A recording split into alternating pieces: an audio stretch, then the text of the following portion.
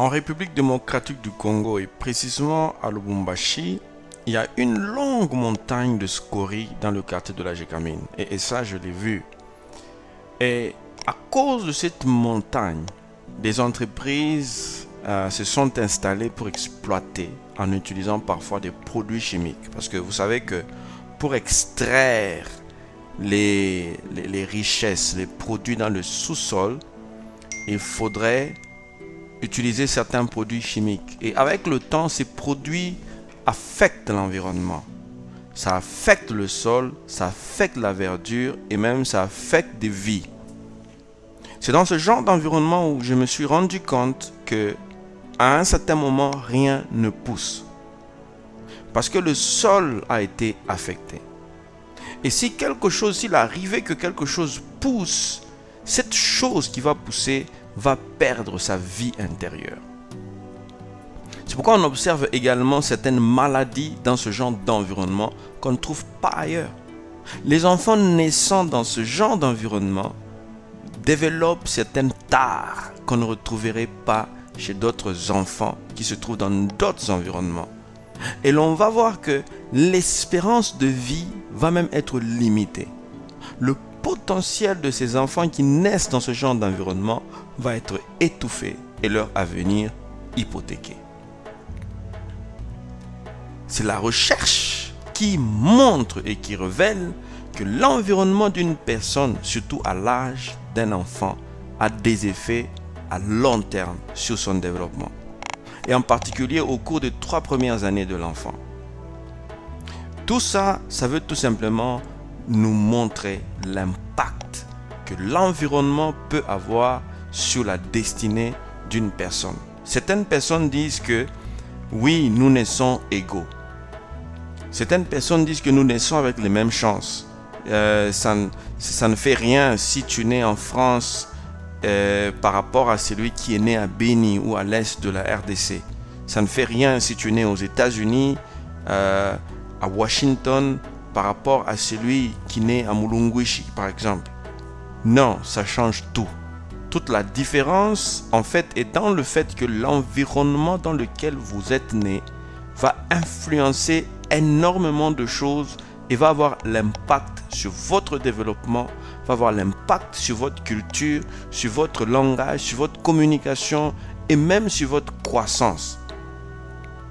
Et c'est ça, en fait, qui limite votre destinée ou bien qui lui permet de se révéler. Pourquoi est-ce que c'est important de comprendre l'impact de votre environnement? Quel est le pouvoir de l'environnement? Comment est-ce que vous pouvez reconnaître un environnement propice à votre développement? Et quels sont les signes d'un environnement étouffant? Nous allons parler des types d'environnement qui existent dans ce monde et qui ont l'impact sur votre destinée.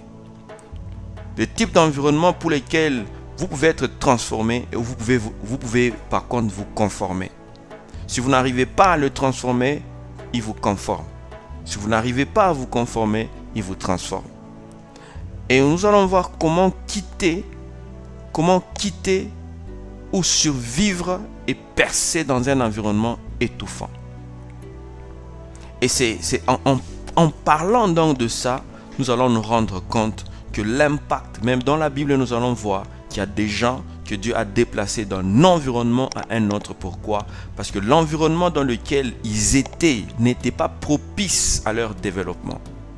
Pourquoi est-ce que Dieu, pensez-vous, Dieu a déplacé les enfants d'Israël? Il a préféré les mettre en Égypte que de les laisser à Canaan. Parce que Dieu savait que l'Égypte était l'environnement adéquat pour leur développement. Pourquoi Jésus, la Bible nous dit dans Matthieu chapitre 4, que Jésus, quand il a commencé son ministère, juste après la tentation, qu'est-ce qui s'est passé? Il a quitté Nazareth pour demeurer à Capernaum, dans le territoire de Zabulon et de Nephtali. Et c'est à partir de ce moment-là que Jésus commença à prêcher, dit la Bible. Pas avant.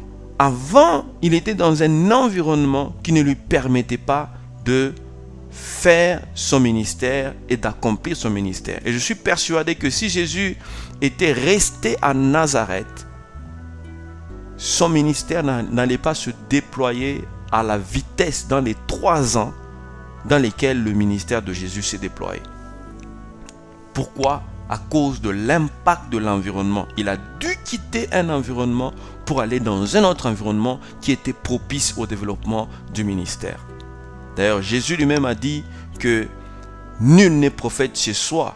Parce que quand même un jour il est retourné dans sa ville natale, personne n'a cru même à sa prédication. Et il a dit que si les miracles qui ont été faits au milieu de vous avaient été faits même à Sodome et Gomorrhe, ces gens-là auraient cru.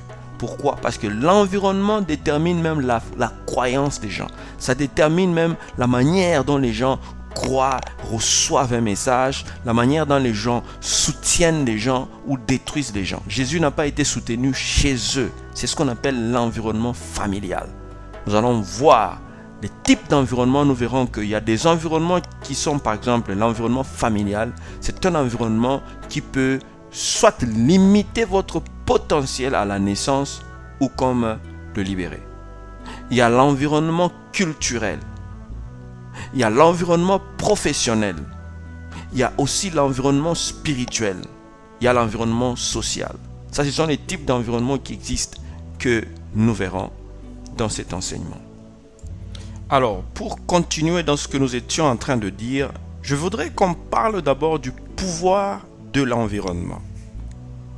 Mais avant de parler de ça, d'abord, qu'est-ce qu'un environnement? Un environnement, c'est un espace. Cet espace peut être soit géographique, il peut être culturel, il peut être social, il peut être spirituel, il peut même être psychologique, qui peut faire en sorte que vous vous déployez de manière libre ou bien vous ne vous déployez pas. L'environnement, c'est un espace dans lequel vous exercez une activité ou vous vivez.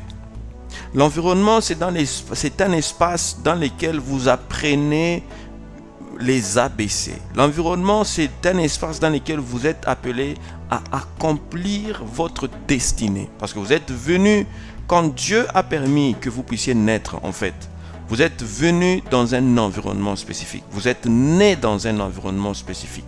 Rappelez-vous quand la Bible dit « Peut-il sortir quelque chose de bon de Nazareth ?» Parce qu'on savait que cet environnement-là, Nazareth, ne peut pas sortir quelque chose de bon.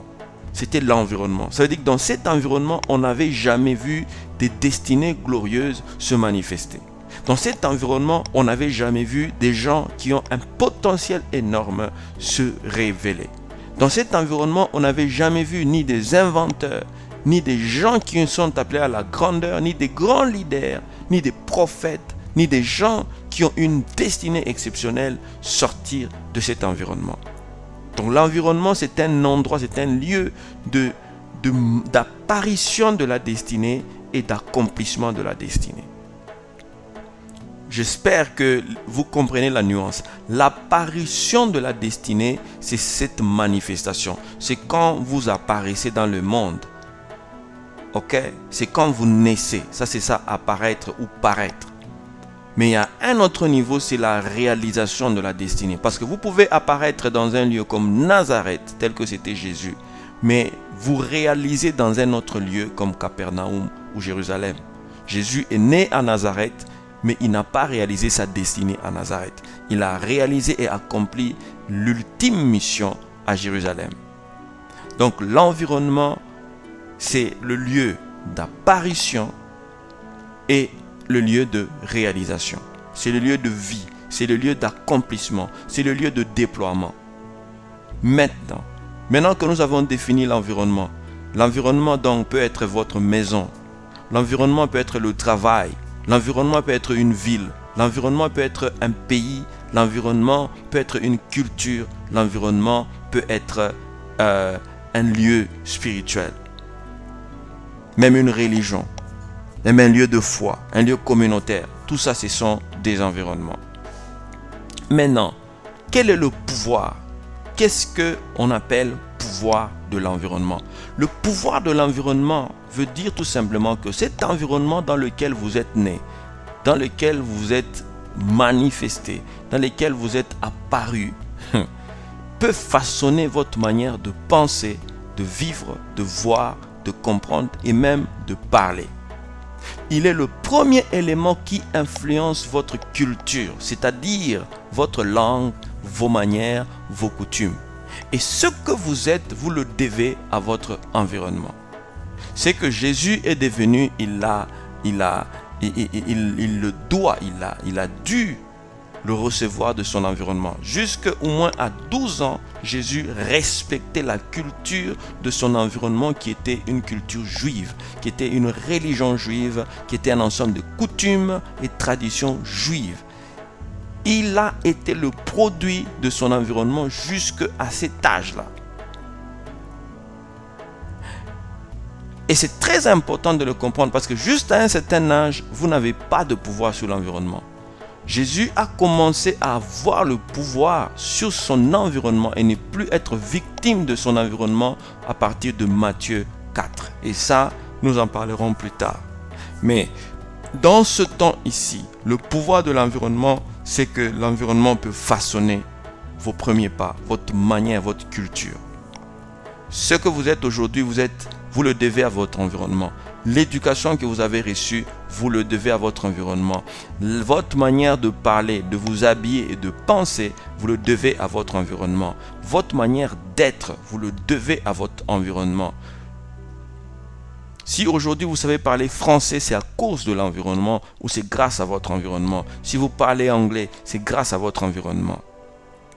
Deuxième pouvoir de l'environnement, c'est que l'environnement a le pouvoir de fixer vos limites ou bien de les élargir.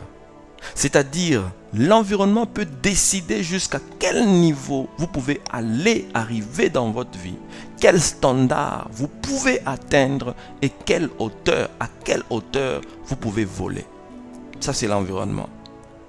L'environnement peut fixer vos limites. Par exemple, si vous naissez, comme nous avons dit au début, dans un lieu où il y a des produits chimiques qui ont affecté la terre et cette terre n'est plus capable de produire des choux ou bien des légumes de qualité, des légumes qui sont infectés par les acides.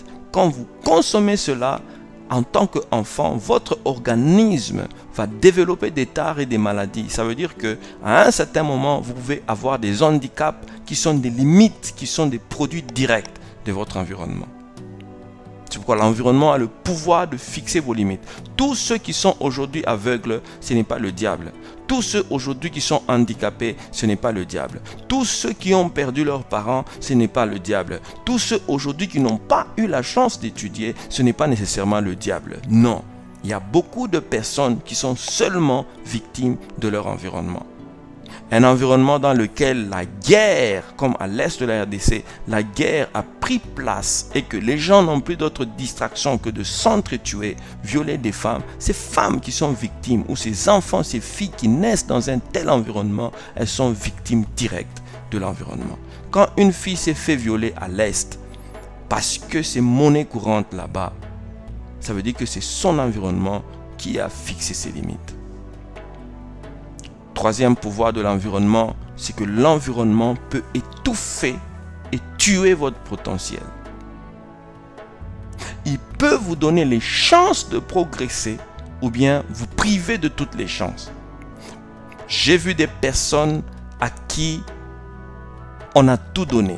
Ça veut dire qu'ils ont eu des parents qui ont l'argent dans un environnement prospère. Ils ont eu la chance d'étudier, ils ont eu la chance d'apprendre très vite de la vie et très tôt de la vie.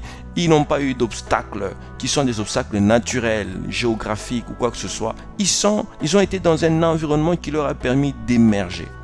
Mais d'autres personnes évoluent en ce moment dans des villages où on n'a pas de courant, dans des villages où on n'a pas même la possibilité de communiquer avec des gens qui sont à quelques kilomètres. Il y a des gens qui sont dans des villages très reculés ou même avoir du sel, c'est un problème.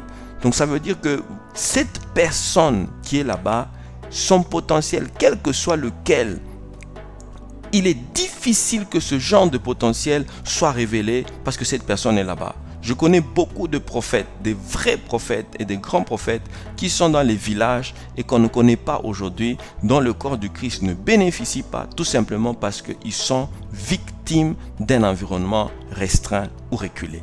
Un environnement dans lequel il n'y a pas d'antenne pour les atteindre et même passer des coups de téléphone. Un environnement dans lequel il est difficile même de les chercher parce que les routes sont difficiles d'accès. Et ces gens sont donc victimes de l'environnement qui ne leur donne pas les chances de progresser. Voilà pourquoi l'environnement a un impact sur votre destinée. Vous pouvez avoir la plus grande grâce, le plus grand don, le plus grand talent, mais si vous êtes dans un mauvais environnement, ce talent ou cette grâce sera tout simplement étouffé et gaspillé. Toutes les personnes qu'on connaît aujourd'hui qui ont eu la chance de bénir le corps du Christ mondialement, globalement, c'est tout simplement parce qu'elles ont été dans l'environnement qu'il fallait. Aujourd'hui, si la Bible a pu être imprimée et partagée dans le monde entier, c'est parce que ceux qui ont imprimé la Bible se sont trouvés dans un environnement qui leur a permis de faire les impressions et de faire la logistique et de pouvoir partager dans le monde entier. Voilà pourquoi l'environnement joue un rôle capital. Donc l'environnement est semblable à une barque. Comme on nous dit dans Matthieu 14, 24 à 32, que au milieu de la mer, la barque était au milieu de la mer, elle était battue par les eaux, par les flots, les vents étaient contraires et à la quatrième veille de la nuit, Jésus alla vers eux, marchant vers la mer. Quand ils l'ont vu, ils dirent, c'est un fantôme. Ils poussèrent des cris dans leur frayeur, mais Jésus leur a dit, rassurez-vous, c'est moi, n'ayez pas peur. Et Pierre lui dit, si c'est toi, ordonne que j'aille vers toi sur les eaux. Et il dit, viens. Donc Pierre sortit de la barque, il marcha sur les eaux pour aller vers Jésus. Mais voyant que le vent était fort contraire, il eut peur et il a commencé à s'enfoncer. Et il s'est écrié, Seigneur, sauve-moi. Et Jésus tendit sa main et lui dit, homme de peu de foi, pourquoi as-tu douté? Et ils montèrent dans la barque et le vent cessa. Cette scène qu'on nous représente est exactement l'illustration de ce qu'un environnement peut faire. L'environnement ici est imagé par la barque. Quand vous êtes dans un environnement, il y a des flots qui vont venir. Parce que les flots, ce sont les flots de l'environnement. Ce sont des influences de votre environnement. Et ces influences vont frapper fortement sur votre vie. Et ces influences, quand elles commencent à frapper sur votre vie, dans la frayeur, vous aurez l'impression de vouloir chavirer. Parce que si vous ne savez pas comment nager, comment marcher sur les eaux, comment sortir de votre barque, comment vous engager dans la foi afin de quitter la barque et marcher sur les eaux. Si vous ne savez pas comment les faire, alors vous serez victime des influences de votre environnement et vous allez périr. C'est pourquoi les disciples ont commencé à pousser des cris. Que ne vois-tu pas que nous périssons? Oui, il est possible que votre environnement puisse vous faire périr. Il est possible que votre environnement puisse vous étouffer, puisse vous écrouler, puisse vous noyer. Il y a ce qu'on appelle la noyade de la destinée. C'est ce que j'appelle la noyade de la destinée. La noyade de la destinée, c'est lorsque une personne n'arrive pas à sortir des limites et des influences de son environnement pour aller accomplir sa destinée. La noyade de la destinée, c'est quand une personne reste au niveau où il est et il chavire dans la vie. Mais ce que Jésus fait, c'est ça qui m'intéresse. C'est ça qui va se passer dans cet enseignement. C'est que Jésus ordonne à Pierre de sortir et de venir vers lui. C'est-à-dire que notre barque a besoin d'une force intérieure, qui est la vision, qui est la foi, pour faire face à la pression ou aux pressions de l'environnement. Parce que la peur est une réaction naturelle de quelqu'un qui subit les influences de son environnement, mais la foi est une réaction aussi naturelle de celui qui veut transcender son environnement. Et nous devons savoir que pour sortir en fait de la barque et marcher sous les eaux de notre environnement, nous devons prendre le risque de nous exposer, prendre le risque de sortir, de briser les carcans, de briser les chaînes. Voilà, lorsque notre environnement nous étouffe, il y a toujours une aide surnaturelle et divine disponible quand nous crions à Dieu. C'est là qu'il y a en fait le rôle de la prière dans l'accomplissement de la destinée lorsque nous sommes dans un environnement qui veut nous manger. C'est pourquoi Pierre a obtenu le secours quand il a crié, quand il a commencé à couler, il a crié vers Jésus. Alors, dans cette première étape, dans cette première partie, nous avons parlé donc de l'environnement et nous avons parlé du pouvoir de l'environnement. Nous avons illustré avec des cas concrets qu'il est possible que vous soyez dans un mauvais environnement parce que l'environnement a l'impact sur votre destinée. Nous avons vu par l'illustration de la barque comment est-ce que l'environnement a des influences qui cherchent à vous détruire ou des influences qui peuvent vous propulser si vous êtes dans un bon environnement. Mais toutes ces choses ici, si vous savez les comprendre et les maîtriser, alors votre destinée va connaître de l'ampleur. Dans la prochaine partie, nous allons parler maintenant de comment reconnaître un environnement qui est bon et qui est sain.